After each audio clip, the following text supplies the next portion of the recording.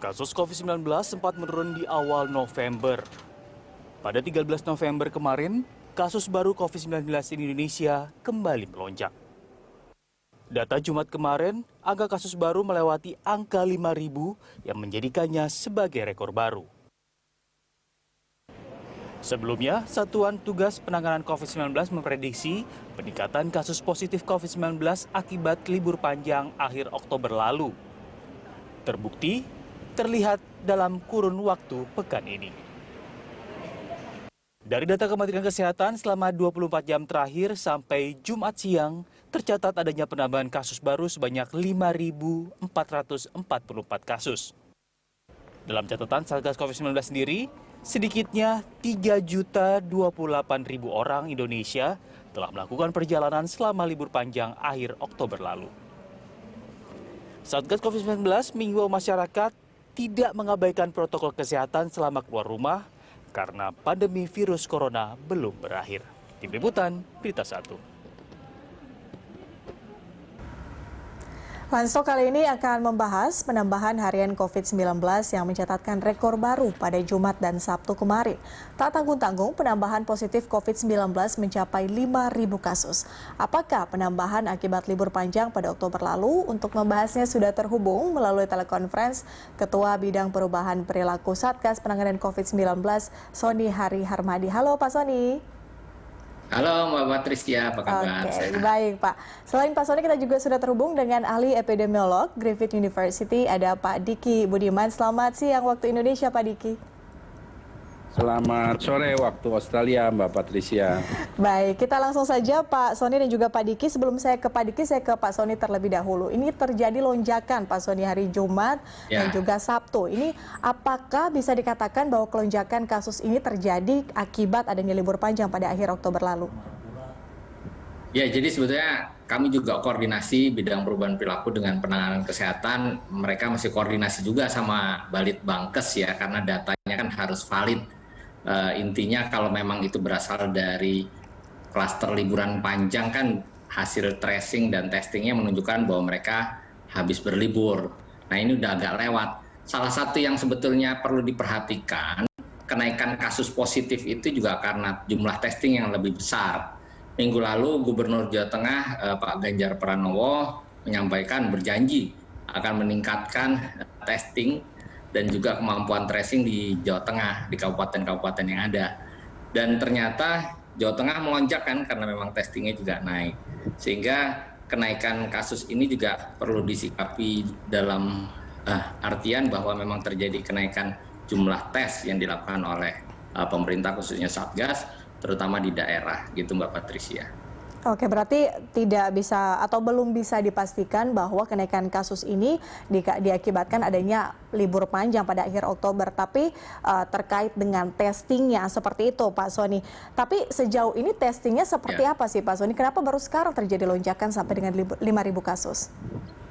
Kan kita juga harus mendorong daerah ya, daerah juga kadang-kadang mereka khawatir kalau jumlah tesnya besar, lalu meningkatkan angka positif, wilayahnya menjadi merah ya, PSBB, lalu kemudian aktivitas ekonominya buruk, apalagi ini kan mau pilkada juga ada beberapa kepala daerah mencoba berupaya untuk mungkin berpikir bahwa sebaiknya tidak banyak kasus positif di daerahnya. Oleh karenanya kan kita juga mendorong daerah untuk terus meningkatkan kemampuannya. Dalam 1 minggu kan kita targetkan 1% dari penduduk dan sekarang memang terus naik ya jumlahnya. Tetapi kami juga belum bisa memastikan bahwa hasil libur panjang kemarin tidak menimbulkan kenaikan lonjakan karena kan pengalaman dari beberapa bulan sebelumnya ketika terjadi libur panjang dan juga kalau kita belajar dari kasus-kasus di negara lain ketika ada libur panjang long holiday seperti itu biasanya memang terjadi kenaikan kasus. Jadi ini kombinasi ada kemungkinan antara kenaikan kasus akibat libur panjang dan juga terjadi akibat kenaikan tes. Dan kita paham bahwa dengan mobilitas penduduk yang tinggi itu risiko penularannya juga menjadi lebih tinggi tentunya Mbak Patricia.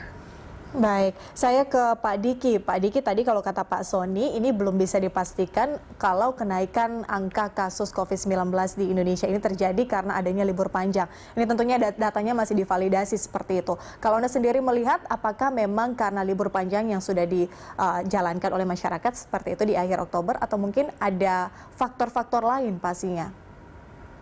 Ya, jadi memang yang harus diketahui oleh semua pihak di Indonesia bahwa sudah lebih dari 4 bulan ini ya, tes positivity rate kita ini selalu di atas 10%. Jadi yang disebut tes positivity rate atau artinya kemungkinan orang yang berada di masyarakat banyak terinfeksi tapi banyak tidak terdeteksi ya.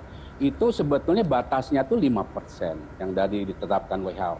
Jadi kalau di atas 10% itu bukan tinggi, tapi sangat tinggi. Ya. Sangat tinggi sudah 4 bulan lebih. Jangankan 4 bulan, katakan di negara-negara yang relatif terkendali, 1-2 hari saja sudah menjadi satu sinyal sangat serius untuk meningkatkan cakupan testingnya. Nah ini juga ingin saya sampaikan supaya nanti Pak Sony, karena saya ingin membantu supaya nanti para kepala daerah ini semakin paham, mohon nanti disampaikan oleh Pak Sony bahwa jangan takut meningkatkan testing ya, intervensi testing, karena jadi tes positivity rate ini rumusnya kan orang yang diperiksa kemudian hasilnya positif dibagi total orang yang dites. Jadi kalau namanya pembagi semakin banyak itu akan berpotensi menurunkan persentase dari tes positivity rate.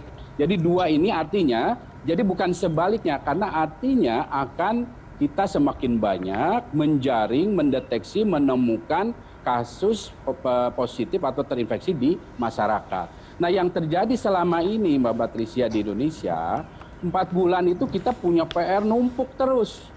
Orang yang nggak terdeteksi akibat testing yang rendah ini, seperti yang disebut dengan puncak gunung es, kelihatannya sedikit, laporannya ya 3.000, 4.000, walaupun 2 hari terakhir misalnya 5.000, itu pun belumlah angka yang sebenarnya karena cakupannya testing. Oleh karena itu, para epidemiolog menggunakan ada yang disebut dengan pemodelan, Bapak Patricia, Pak Sony. Jadi kita punya pemodelan di dunia ini 4. Nah, negara-negara juga merujuk ke situ. Seperti misalnya Amerika yang kasus hariannya 100.000, dengan pemodelan ini sesuai estimasi terendahnya memang 100 ribuan di Amerika itu.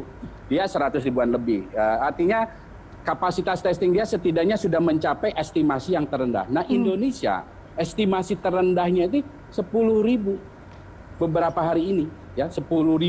Artinya angka 5.000 itu baru setengah dari estimasi yang terendah. Artinya kita masih punya, kalaupun ketemu 10.000 nggak usah aneh karena memang itu estimasi terendah. Artinya lagi saya sangat menghargai bila ada kepala daerah baik yang di Jakarta sudah melakukan peningkatan testing, kemudian tadi disampaikan oleh Pak Sony Jawa Tengah, terutama provinsi-provinsi yang besar ini akan meningkatkan cakupan testing, itu sangat perlu segera dilakukan. Karena PR kita ini harus segera, karena ini untuk menyelamatkan banyak masyarakat yang membawa virus ini, jangan sampai nanti menginfeksi orang yang memiliki faktor risiko dan yang artinya nanti akan membebani layanan rumah sakit, termasuk itulah salah satu sebabnya kenapa angka kematian kita ini selalu tinggi dan trennya meningkat. Ini yang adalah yang konsekuensi logis dari kita belum melakukan cakupan testing dengan memadai. Oke, saya highlight berarti adalah peningkatan testing. Saya kembali ke Pak Sony. Tadi sudah dijelaskan oleh Pak Diki cukup panjang seperti testing, terkait dengan testing seperti itu. Tadi juga Anda sempat singgung Pak Sony terkait dengan testing ini yang harus ditingkatkan. Ini target dari Satgas sendiri seperti apa sih untuk testing ini Pak Sony? Melihat angka yang sudah naik di 5.000-an.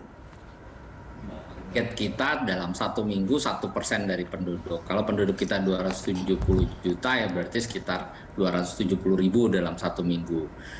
Memang ini yang bertanggung jawab adalah bidang penanganan kesehatan, tapi saya coba bantu jawab. Tadi yang dikatakan Pak Diki betul sekali ya.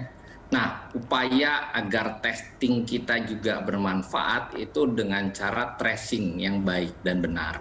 Nah, kita belum bisa mencapai kondisi ideal nih. Idealnya kan mungkin Pak Diki lebih ahli sebagai epidemiolog. Satu orang yang terkonfirmasi positif kan harusnya 35 orang yang pernah kontak erat dengan dia itu lalu kemudian dilacak. Faktanya kan belum bisa mencapai angka itu. Mbak Patricia, kita juga perlu melakukan pendekatan secara sosial ekonomi karena tidak semua orang yang berdasarkan hasil tracing itu lalu kemudian harusnya dites itu mau untuk dites ya. Karena apa? Karena satu mungkin dia breadwinner ya, dia pencari nafkah. Lalu kemudian kalau ternyata positif harus karantina atau kemudian harus dirawat, dia mungkin berpikir bagaimana bisa menghidupi keluarganya. Yang kedua juga masalah stigma. Makanya kami juga mendorong agar tidak ada stigmatisasi di masyarakat terhadap para penderita. Sehingga orang itu terkonfirmasi positif seperti sebuah vonis ya, bahwa yang bersangkutan dijauhi oleh masyarakat. Nah, tracing ini sangat penting Mbak Patricia, dan testing sangat penting. Kenapa? Tracing dan testing yang cepat itu satu untuk memutus rantai penularan COVID-19. Tapi yang kedua juga penting, kenapa? Kita mendeteksi secara dini. Nah, tingginya angka kematian itu karena kita gagal mendeteksi secara dini. Jadi ketika kasusnya sudah mencapai kondisi sedang, Pak Diki lebih ahli nih, sampai ke berat, wah itu probabilitas untuk meninggalnya menjadi lebih tinggi. Jadi kita menemukan kasus di awal itu selain untuk mencegah terjadinya penularan, juga untuk memastikan bahwa dia betul-betul dalam kondisi awal. Nah, kalau kita perhatikan sekarang kan recovery rate-nya, tingkat kesembuhan kita naik. Kenapa? Karena kemampuan tracing kita membaik. Ya. Dengan kemampuan tracing kita membaik, kita bisa melacak siapa yang pernah kontak erat, lalu dites positif, ketemu cepat. Kalau misalkan dia tidak menunjukkan gejala, harus dilakukan isolation. Tapi kalau dia menunjukkan gejala, kemudian harus dilakukan treatment dan seterusnya. Sehingga dengan kecepatan tadi, orang bisa ketika dia fase awal gejala ringan sudah ketemu, akhirnya mereka bisa 100% sembuh. Sehingga tingkat kesembuhan ini bisa dipahami sebagai sebuah upaya yang baik dalam hal tracing dan testing tadi. Baik, Pak Diki dan Pak Zoni, kita akan lanjutkan di segmen berikutnya perbincangan kita. Pemirsa tetaplah bersama kami di Line Talk, kami masih akan kembali usai jeda.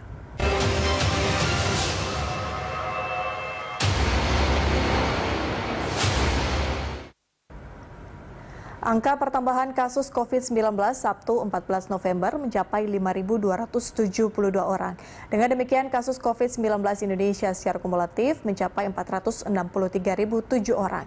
Sementara kasus sembuh bertambah 3.000 orang, angka kematian akibat COVID-19 juga bertambah 111 orang. Dan berikut tren COVID selama sepekan terakhir.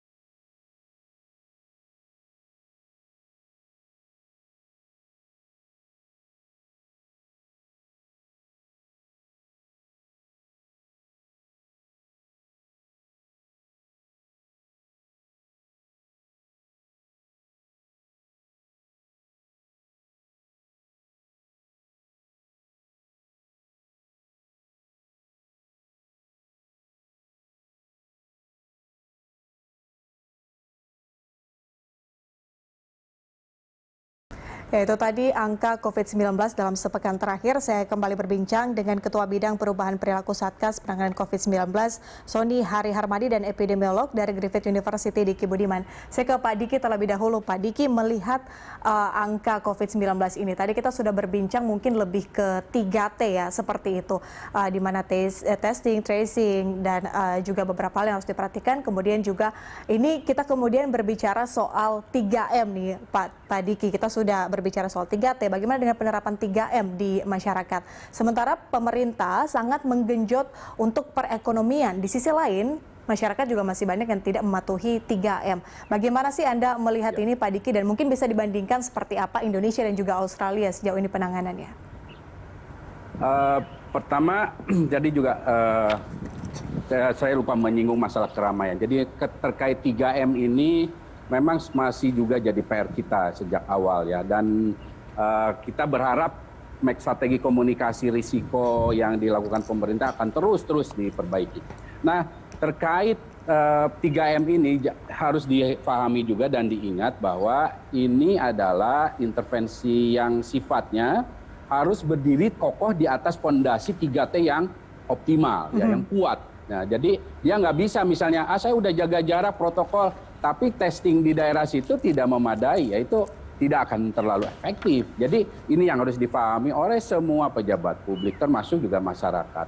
Kemudian dalam kaitan ini juga, jadi harus diingat, ada terutama yang dua hal yang harus selalu diperhatikan baik oleh pemerintah dengan membuat regulasi, ya, kemudian masyarakat dengan menaati aturannya, yaitu apa? Masalah pergerakan manusia atau mobilitas manusia. Kemudian kedua adalah interaksi atau kontak.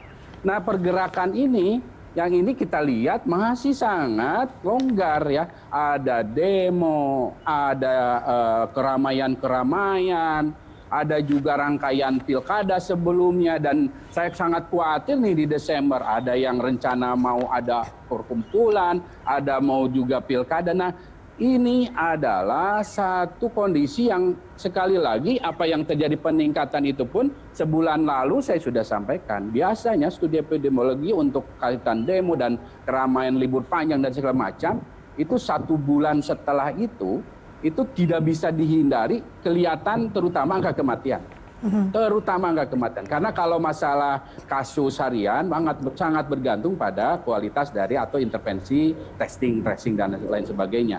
Tapi angka kematian itu tidak bisa dihindari dan tidak bisa juga dibohongi, dan juga itu menunjukkan satu kondisi yang sangat serius. Dan itu yang sudah mulai terjadi.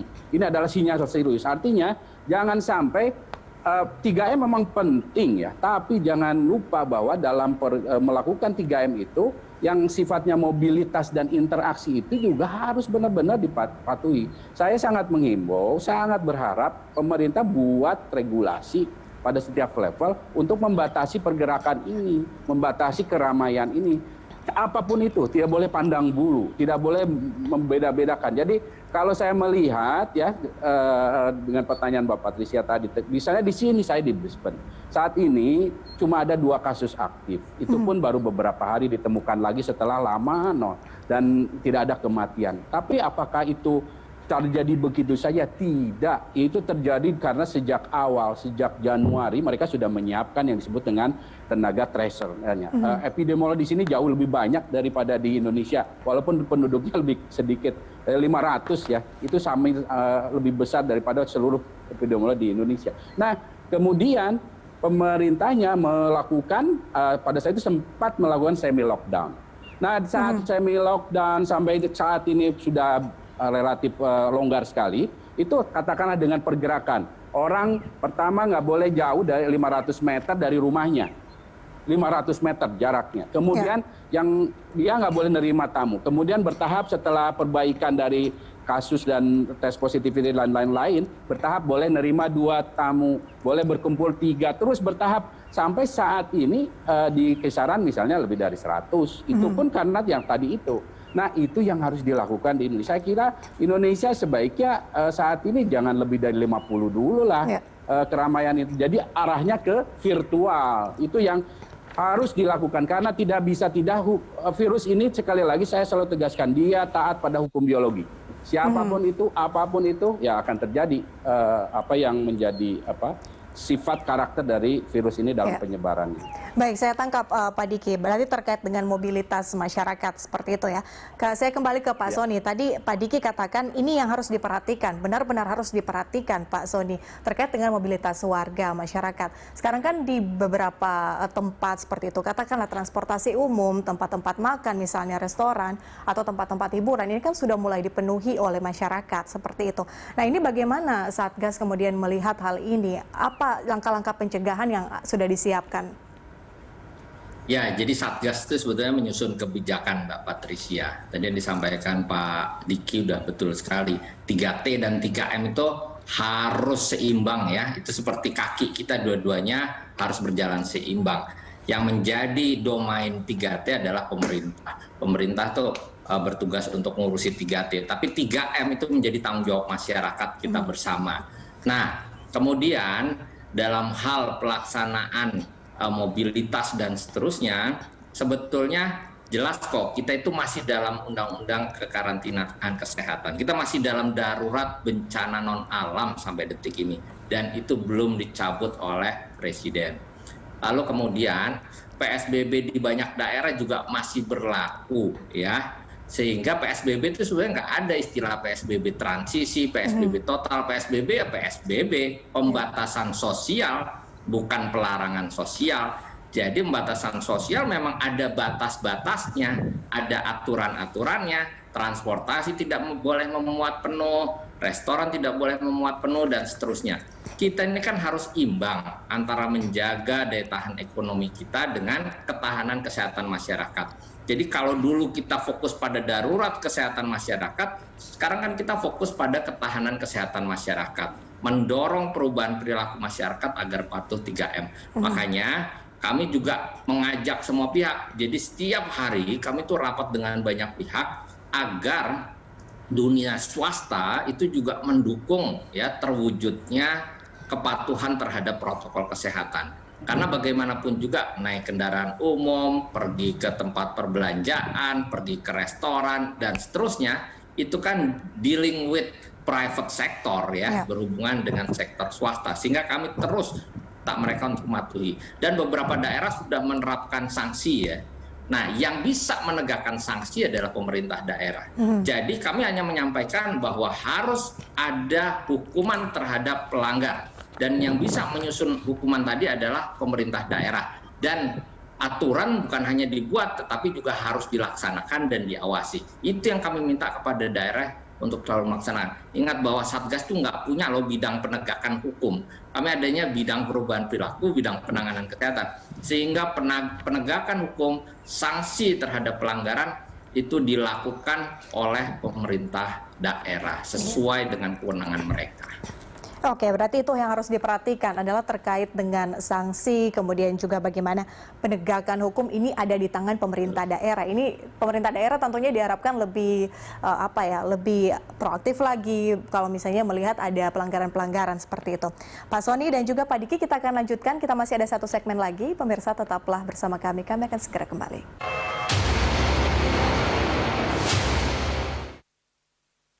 Pemirsa Dialog Landstok, kita lanjutkan masih bersama dengan Ketua Bidang Perubahan Perilaku Satgas Penanganan COVID-19, Sony Hari Harmadi, dan epidemiolog dari Griffith University, Diki Budiman. Sebelum saya ke Pak Sony, saya ke Pak Diki. Kembali, Pak Diki tadi sempat disinggung oleh Pak Sony terkait dengan sanksi dan juga penegakan, di mana itu sebenarnya ada di tangan pemerintah daerah. Tapi kalau kita melihat Pak Diki, sanksi-sanksi sosial yang diterapkan di Indonesia seperti mungkin menyapu jalan atau mungkin push up seperti itu. Kalau kita berkaca pada Australia yang kasusnya minim dibandingkan dengan Indonesia, seperti apa sih sanksi dan penegakannya di sana Pak Diki yang mungkin bisa kita ambil pelajarannya? Pertama mungkin agak sulit ya kalau dibandingkan dengan Australia karena terlalu jauh ya. Karena gini, di sini Australia itu sistemnya sudah semua berdasarkan data online ya. Jadi kalau orang katakanlah mau malam mau ada polisi atau enggak melabar lampu merah itu otomatis sudah tagihannya langsung ke akunnya. Jadi dia udah nggak bisa apa-apa. Termasuk ketika situasi seperti ini, dia misalnya upload di Facebook, boleh nggak nyebutin satu media sosial misalnya ya, bahwa dia ketika ada larangan berkumpul lebih dari 2 orang, kemudian dia upload nih, Mbak Patricia misalnya dengan saya, kita bertiga nih makan bincang-bincang tapi face to face, terus upload foto Mbak Patricia ke salah satu medsos, itu otomatis ke 3 rekening kita akan diambil dendanya. Artinya sistem itu kan sudah membuat orang aduh mau gimana lagi, jadi rugi. Jadi ini orang sangat-sangat menghindari. ya melanggar hukum. Nah, tentu untuk Indonesia kita sudah harus mulai belajar dan memperbaiki itu ya, sistem bahwa bukan lagi person to person, tapi ini by system. Nah, oleh karena itu saya tidak menganjurkan sih kalau maksudnya ada denda gitu ya, karena kita tahu masyarakat dalam kondisi yang tidak mudah saat ini. Jadi sesuai dengan konteks lokal ya, itu lebih saya dukung, tapi harus ada sanksi dan tentu juga jangan dilupakan sebelum menerapkan sanksi, lakukanlah satu strategi komunikasi risiko yang benar. Jadi selama ini yang ingin saya Pak Sony, ingin saya sedikit kritik itu adalah baik Satgas atau pemerintah dalam menyampaikan data itu memang netral ya dalam satu kondisi wabah ini. Tapi harapannya ketika kita menyampaikan dalam sisi strategi komunikasi risiko yang juga ada pedomannya tuh dari WHO, itu yang disampaikan adalah sisi positif dari data itu dan sisi negatifnya, sehingga masyarakat itu terbangun kewaspadaannya, kesadarannya. Jadi oke lah, saat ini beberapa pekan terakhir diangkat angka recovery ya, pemulihan. Kita syukuri itu, tapi pemerintah harus menyampaikan apa sisi di balik angka recovery ini. Ternyata kita tuh recovery itu bukan sesuatu yang jaminan akan selesai, karena ternyata riset menunjukkan tetap ada potensi orang sudah sembuh pun mengalami gejala sisa dan lain sebagainya. Dan itu di setiap pandemi terjadi, sehingga prinsip mencegah lebih baik dari terinfeksi COVID itu yang harus kita angkat. Ini yang sebagai contoh saja supaya sekali lagi sanksi itu harapannya kan bukan sesuatu yang kita tuju tentu. Kesadaran masyarakat itulah yang kita akan bangun, dan termasuk ini yang ingin saya sekali lagi himbau adalah perlu ada keteladanan, contoh dari public figure, tokoh masyarakat, ulama ya, termasuk pejabat publiknya, pejabat negaranya, bagaimana kita menerapkan, bersikap, punya kepekaan terhadap krisis itu. Termasuk pimpinan-pimpinan perkantoran nih. Karena saya melihat bahwa banyak perkantoran pemerintah dan BUMN sepertinya semua masuk lagi seperti biasa, kayaknya rumah sakit udah kosong nih. Nah, itu salah banget. Kita ini masih dalam situasi kritis dan harus tetap diupayakan ada kepekaan krisis, sehingga beberapa kebijakan yang bisa dilakukan secara optimal di setiap level terkecil sekalipun itu harus dilakukan. Iya. Seperti bekerja dari rumah. Oke, baik Pak Sony, menjawab kritik dan juga masukan dari Pak Diki, seperti apa nanti Satgas akan melihat itu, kemudian juga maaf. Kemudian bagaimana sebagai closing statement juga Pak Sony, bagaimana Satgas akan meminimalisir risiko terjadinya rekor kasus baru di atas 5.000? Ya baik, makasih Mbak Patricia. Jadi bidang perubahan perilaku inilah yang baru sebetulnya. Ya, dari gugus tugas menjadi satuan tugas, satu-satunya bidang yang baru adalah bidang perubahan perilaku. Kita telah bertransformasi dari darurat kesehatan masyarakat jadi ketahanan kesehatan masyarakat. Kita menempatkan masyarakat dan pencegahan di hulu sebagai strategi utama Satgas di dalam memutus rantai penularan COVID-19. Nah, oleh karenanya di bidang perubahan perilaku perilaku apa yang diharapkan? Perilaku patuh total terhadap protokol kesehatan yang kita kenal dengan istilah 3M. Nah, merubah perilaku itu biasanya terjadi selama tahunan, selama puluhan tahun. Tapi kami diberi target sebelum Pilkada 9 Desember 2020, perubahan perilaku sudah terjadi secara nyata di masyarakat. Oleh karenanya kami membuat berbagai strategi. Ya, jadi kami pendekatannya sosial budaya. Sebagai contoh begini, kami kan menyusun buku pedoman perubahan perilaku. Buku pedoman perubahan perilaku ini saja kami buat dalam bahasa yang sangat sederhana dengan ilustrasi grafis yang jelas. Kami tes ke para guru besar, kami tes juga ke masyarakat di umum, lalu kami terjemahkan dalam 50 bahasa daerah. Ya, dan terus kemudian kami kan melibatkan psikolog, antropolog, sosiolog, untuk merancang strategi perubahan perilakunya. Nanti Pak Diki kami share ya strategi perubahan perilaku kami. Nah, strategi perubahan perilaku itu ada yang membangun motivasi dari dalam, tapi karena dibutuhkan waktu yang sangat cepat, harus dikombinasikan dengan pembebanan sanksi. Nah, jadi tetap kita ingin membantu motivasi dari dalam agar sustainability dari perubahan perilaku itu tidak terjadi. Dan kita sudah punya 30.000 lebih loh duta perubahan perilaku yang menjadi relawan di masyarakat dan sudah mengedukasi lebih dari 6 juta orang dalam waktu 20 hari. Jadi upaya-upaya itu terus kita lakukan. Sekarang di kereta-kereta KRL juga sudah ditempel tuh ya sosialisasi tentang 3M, kenapa pakai masker itu penting dan seterusnya. Di radio 500 radio secara masif, di televisi juga secara masif. Kami sudah menggerakkan para penyuluh lapangan masuk ke satuan-satuan pendidikan di sekolah-sekolah dan seterusnya. Jadi Pak Diki, yang berbeda dengan sebelumnya di satuan tugas ini kami mendorong perubahan perilaku masyarakat dengan menggunakan pendekatan sosial budaya seperti itu kira-kira. Baik Pak Sony dan juga Pak Diki, tadi saya tangkap maksud dari Pak Sony adalah bagaimana Satgas COVID-19 nantinya akan fokus pada perubahan perilaku masyarakat dan bagaimana 3T dan juga 3M ini akan berjalan beriringan agar COVID-19 kita juga tidak akan ada rekor baru. Kita harapkan seperti itu dan COVID-19 juga cepat keluarlah dari Indonesia seperti itu. Pak Sony dan juga Pak Diki, terima kasih sudah bergabung bersama kami di Lunch Talk. Selamat berakhir pekan Pak Diki dan juga Pak Sony.